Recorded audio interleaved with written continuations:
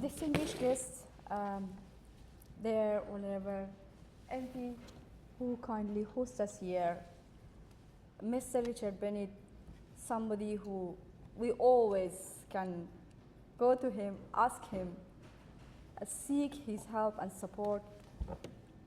Their respected academias, researcher, friends, my all amazing colleagues, welcome. Thank you for being here. Good morning, good evening, good afternoon to those who are joining us online. I'm trying to start today with a very simple word. Do you know who I am? I don't think so. There was a girl in Kabul, Afghanistan.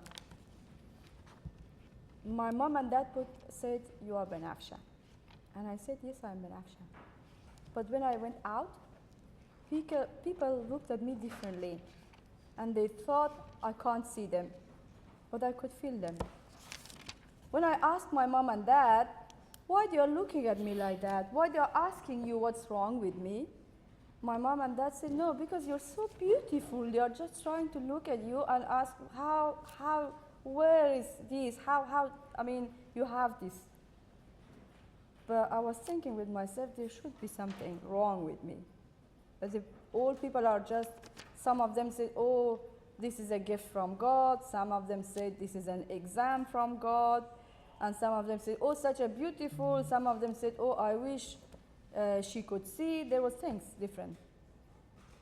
Yeah, but I had the good support of my family. We went to Iran. I was so young, I wanted just to go to school.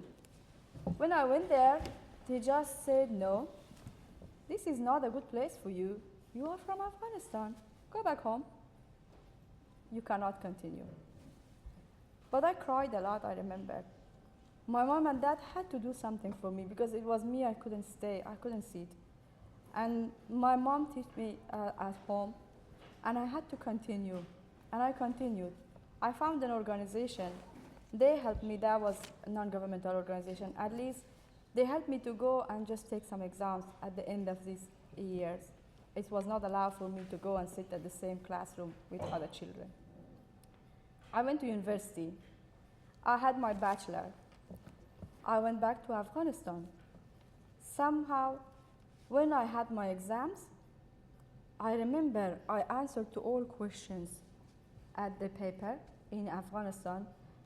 And then when I saw my number was 70 from 100.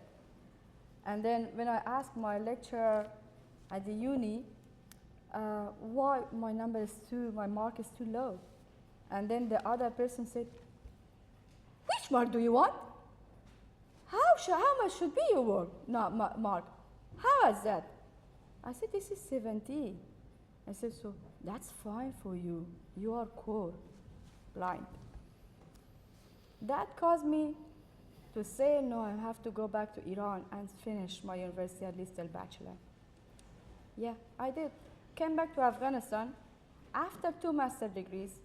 One day I went to human resources for them to evaluate my documents, and because I wanted to be attorney in Afghanistan. And then one gentleman was there. He said to my dad, "Oh, this is lie. She's a blind girl. She cannot have these master degrees. This is wrong." And then my dad gave my degrees to him. Sorry, shorten the long story. When I went to Afghanistan Independent Human Rights Commission, all people just expected me to work just in disability rights, not to touch to any other topics. I'd love to work with the monitoring and investigation of human rights violation. Mr. Richard's evidence. I suffered a lot for that. I wanted to do just to say, people with disability are human beings. We can work like all people. So I just opened with this to say, the documentary that you're gonna watch, this is not coming from the passive help seeker people. This is coming from those who have hope, who have resilience, who can live, who can work, who can study. Thank you.